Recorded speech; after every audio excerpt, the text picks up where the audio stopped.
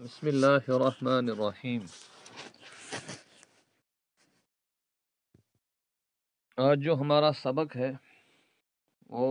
زکوٰۃ کی ادائیگی کے سلسلے میں ہے کہ جس شخص پر زکوٰۃ فرض ہوئی اس کے ہم نے شرائط پڑھے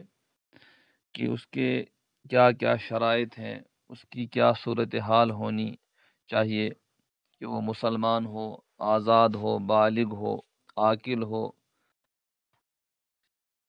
جو مال اس کے پاس ہے اس پر اس کی ملکیت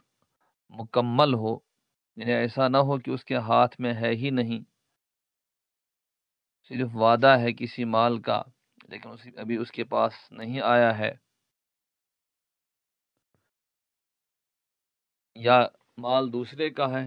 خود ہاتھ میں ہے، جیسے قرضہ وہ دوسرے کا ہوتا ہے۔ اسی طریقے سے جو مال اس کی ملکیت میں ہے وہ نصاب کے برابر ہے،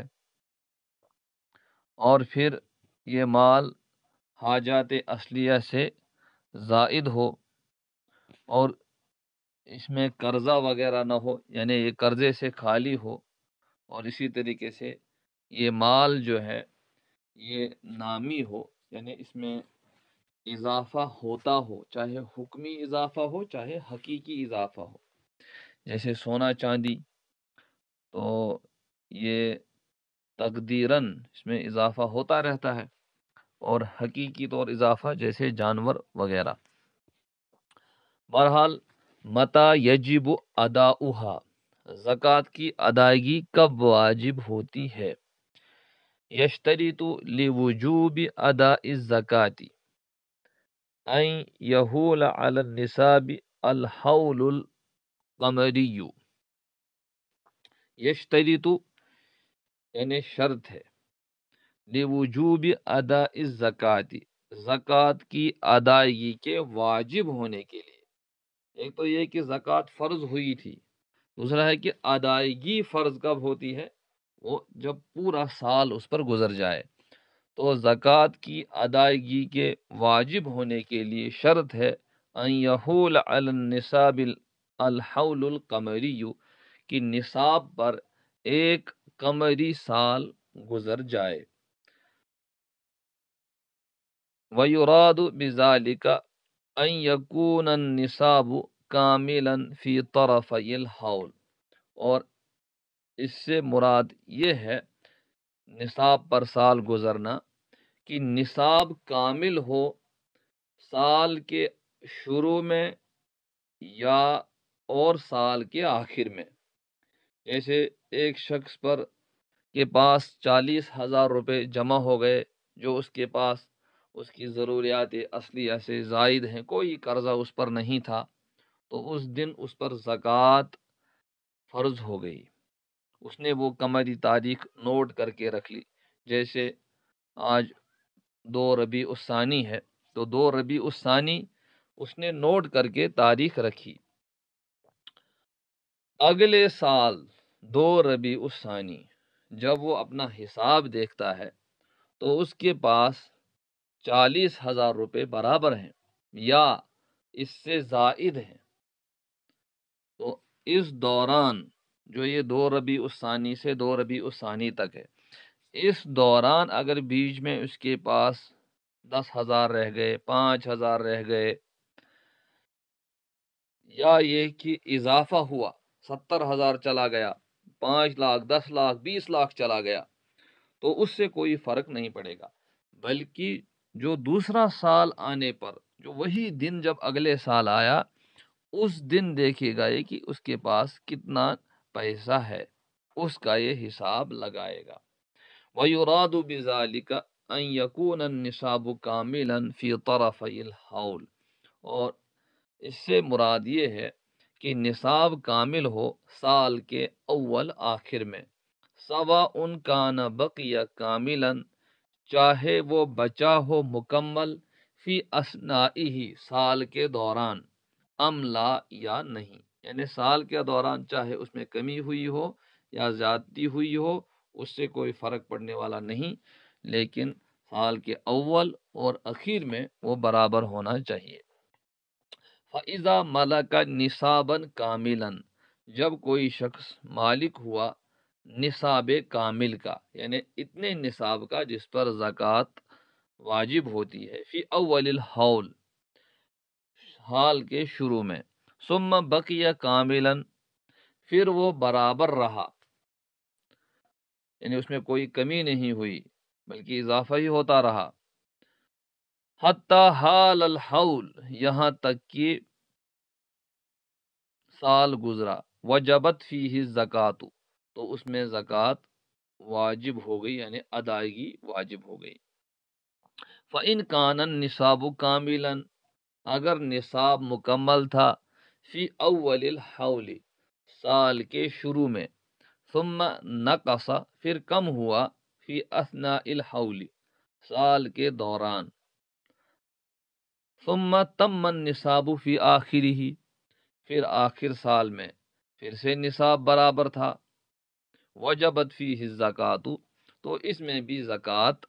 واجب ہو گئی، یعنی اس کی ادائیگی واجب ہو گئی۔ پہلی مثال جو انہوں نے دی، شروع میں کامل تھا، پورے سال کامل ہی رہا، جیسے شروع میں 40,000 تھا، پورے سال 40,000 رہا، یہاں تک کہ وہ تاریخ آ گئی تو اس میں زکوٰۃ کی ادائیگی واجب ہے۔ اسی طریقے سے شروع میں کامل تھا، جیسے ہم لیتے ہیں 40,000 تھا، پھر سال کے دوران 10,000 پہنچ گیا، لیکن جب آخر ادائیگی کی تاریخ پہنچی تو اس وقت پھر 40,000 تک پہنچ گیا، تو اس میں بھی زکوٰۃ واجب ہے۔ من ملک نصابا فی اول الحول، جو نصاب کا مالک ہوا سال کے شروع میں، سال کی کسی بھی تاریخ، تو اس کو وہ جس دن وہ مالک ہوا اس کو وہ گویا کہ اپنے پاس نوٹ کر کے رکھے گا، وہ اس کی زکوٰۃ کی فرضیت کا دن ہے۔ تو جو نصاب کا مالک ہوا سال کے شروع میں، ثم استفاد مالن، استفاد یستفید استفادتاً مانے حاصل کرنا، پھر اس نے نیا مال حاصل کیا، من جنس ذالک المال، اس مال کی جنس سے، تو جو نیا مال حاصل کیا وہ اسی مال کی جنس سے ہونا چاہیے۔ یہ اس وجہ سے کہا کہ جانور وہ الگ مانے جاتے ہیں، بکری الگ مانی جاتی ہے، گائے الگ مانی جاتی ہے، اونٹ الگ مانے جاتے ہیں، تو ان کی الگ الگ تقسیم ہے۔ اسی طریقے سے سونا چاندی یہ الگ ہے، اور پیسہ ان کی الگ نوعیت ہے، جو ذیلی مسائل میں ان کی وضاحت آ جائے گی۔ بہرحال الگ الگ جنس کا الگ الگ جنس کا مال اس نے حاصل کیا سال کے دوران، ضم الی اصل مال،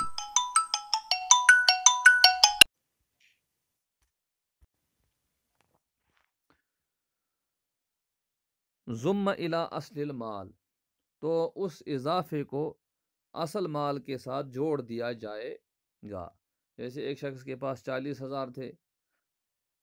20 سال میں 10,000 اور آ گئے، تو وہ اصل مال کے ساتھ جڑ جائیں گے۔ اگر وہ سال کے اخیر تک برقرار رہے تو سال کے اخیر میں ان 10,000 کی بھی زکوٰۃ ادا کرنی ہے۔ وَتَجِبُ الزَّكَاةُ فِي الْمَجْمُوعِ، اور زکوٰۃ واجب ہوگی پورے کے پورے میں، سواء، چاہے استفاد ذالک المال، اس نے وہ مال حاصل کیا ہو بتجارت، تجارت کے ذریعے سے، او ہبت، یا ہبے کے ذریعے سے، او میراث، یا میراث کے ذریعے سے، او بطریق آخر، یا کسی اور طریقے سے۔ جیسے ایک شخص کے پاس شروع سال میں 1,00,000 روپے تھا، اور اس نے 50,000 میں تجارت کی، 50,000 پر 50,000 نفع آ گیا، تو یہ 50,000 بھی اس 1,00,000 روپے میں جڑ جائے گا۔ ادھر سے کسی دوست نے 10,000 روپے دیے، یہ بھی اسی 1,00,000 کے ساتھ جڑ جائے گا۔ ادھر سے میراث کہیں سے آ گئی، میراث کہیں تقسیم ہوئی، ان کو بھی مل گیا، یا کوئی آفر اس کے حق میں جاری ہو گیا، یا سرکار کی طرف سے کچھ مل گیا، بہرحال جس طریقے سے بھی جائز طریقے سے جو مال اس کو حاصل ہو جائے وہ اصل مال کے ساتھ جڑ جائے گا، اور آخر سال میں ٹوٹل کو دیکھا جائے گا قرضہ اتار کر کے، اور اسی سے زکوٰۃ نکالی جائے گی۔ تو اس سے معلوم ہوا کہ زکوٰۃ کی ادائیگی واجب ہوتی ہے اس وقت جب مال پر پورا سال گزر جائے اور سال کے اخیر میں وہ نصاب کے برابر ہو یا اس سے زیادہ ہو۔ اگر وہ کم ہوا ہے نصاب سے تو اس صورت میں اس پر زکوٰۃ واجب نہیں رہی، بلکہ وہ زکوٰۃ کے دائرے سے باہر نکل گیا۔ پھر جب زندگی میں کبھی اس طریقے سے اس کے پاس مال جمع ہو گیا جو نصاب کے برابر ہے، تو اس دن کی وہ تاریخ نوٹ کر کے رکھے گا، اور اس کو اصل مانتے ہوئے پھر اس کے اگلے سال 1 سال ہونے کے بعد اگر ویسا ہی رہتا ہے تو زکوٰۃ ادا کرے گا۔